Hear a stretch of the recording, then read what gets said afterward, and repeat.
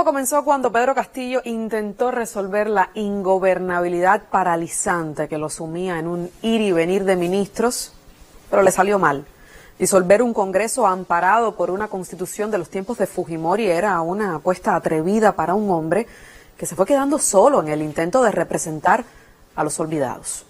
Duerme ahora en una prisión de expresidentes. Las protestas más grandes que han sacudido ese país en 20 años arrancaron por las zonas donde Castillo acumuló simpatías.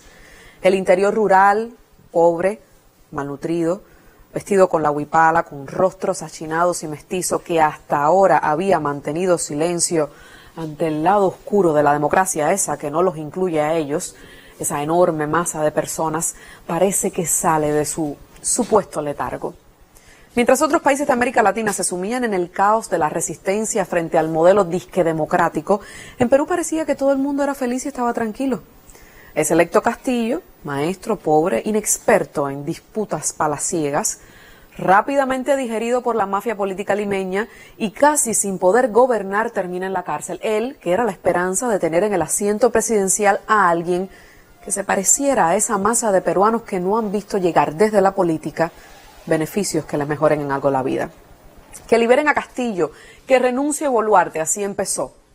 Juliaca es una ciudad en el centro de Perú. Los reporteros locales describen que el principal problema que llega a su único hospital público son las consecuencias de la malnutrición, es decir, del hambre. En Juliaca salieron a protestar contra una presidenta que no quieren.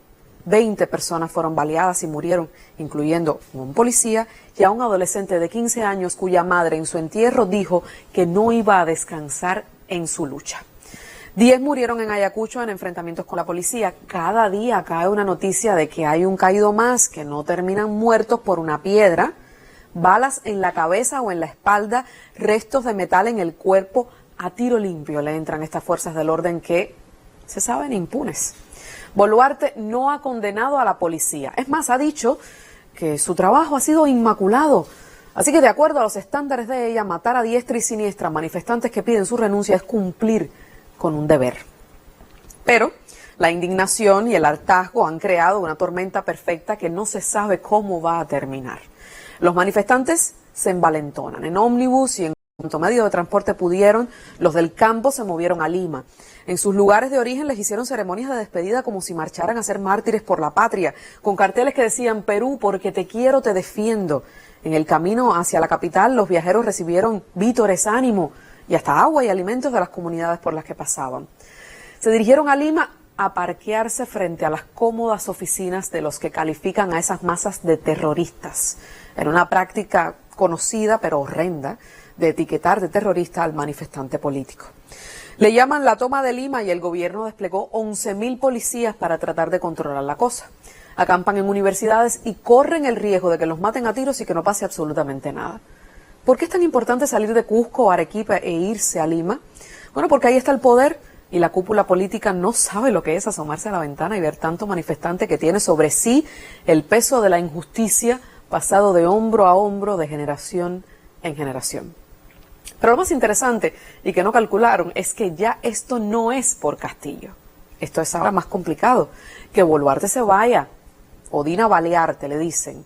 Pero si ella se va, queda el presidente del Congreso, un general retirado, odiado en Perú porque en los 80, Fuerzas Armadas bajo su mando, oiga usted bien, desaparecieron un pueblo entero, incluyendo a 30 niños y 2 embarazadas. De esos crímenes que no por viejos son menos indignantes. Ese hombre, José William, que no se deje ver más de la cuenta, que los manifestantes tienen clarísimo que ni ella ni él pueden tomar las riendas del país. No se queda ahí, quieren más, quieren un referéndum para decidir sobre una asamblea constituyente. Y ahí sí se les enreda el negocio, porque los que mandan, los que conducen los hilos de Boluarte, no quieren que esa constitución fujimorista cambie. Mientras tanto, Boluarte está en otro mundo. Y usted va a coincidir conmigo. El país en paro nacional, ayer jueves hubo protestas en 18 provincias y las fuerzas del orden bloquearon 127 carreteras. Vean las imágenes. Dice la presidenta que el gobierno está firme y su gabinete es más unido que nunca. En un discurso en el que habló de violencia para referirse a los manifestantes, dijo estar muy preocupada por perros y caballos que han muerto en este proceso. Llamó al diálogo, que lo que hay que hacer es que pensar en resolver el problema del acceso al agua, los problemas de la agricultura, buscando solucionar problemas muy viejos para no ver que el rollo prioritario ahora es político. Los manifestantes han dicho que no se van hasta que no renuncie. Y casi que uno puede entenderla. Tiene en su haber 55 muertos, mientras ella dice que las fuerzas del orden han actuado de manera inmaculada. Vaya, que sabe que en la cárcel de Barbadillo, esa que hay allí para presidentes, ahí hay una celda con su nombre. No suelta, pero no le queda mucha vela ya en este entierro. Que deje de ser útil y rápidamente se apagará y que vaya viendo dónde se va a meter. Es realmente algo diferente esta vez. Perú es un país pobre, pero rico. El hambre y el acceso al agua potable son un problema para millones. Pero como los ricos son tan ricos, las cifras quedan bonitas en los informes de los organismos internacionales. Es el país del mundo con más muertes per cápita por la COVID-19. Claro que resolver problemas sociales es urgente, pero cuando Fujimori se fue, dejó a su clase protegida y sembrada en la política. Y nadie cede poder. Hay que luchar por él, robarlo o recuperarlo. Parece que el pueblo peruano ha perdido el miedo y con 55 ataúdes sobre los que llorar, la indignación arrastra a multitudes. Uno de los manifestantes ha dicho, somos 33 millones, ¿qué van a hacer? Eso no lo sabe nadie. Aquí parece estar claro solamente la determinación de los manifestantes peruanos. La pregunta es, ¿cuánto más? Los que mandan mantendrán a Boluarte como ejecutora de sus desmanes, ¿y qué va a hacer un Congreso que se opuso a tener elecciones cuanto antes?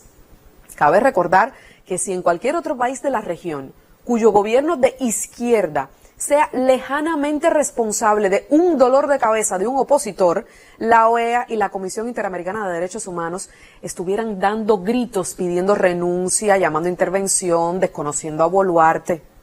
Si cabe alguna duda de dónde están las lealtades de esa mujer, de esa presidenta, veamos cómo su gobierno protege a policías que disparan a más de 50 personas y nadie de la OEA, de Washington, sale a condenar sin ambajes que en Perú se está viviendo una masacre.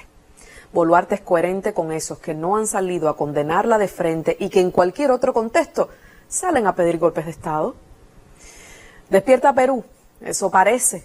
Y los dejo con una pregunta. ¿Cuál será el costo de esta resistencia a una democracia en la que sus supuestos beneficiados ya no creen? ¿Cuántos más tendrán que morir? Ojalá y ninguno más, pero ojalá que los que ya murieron no lo hayan hecho en vano. Buenas noches.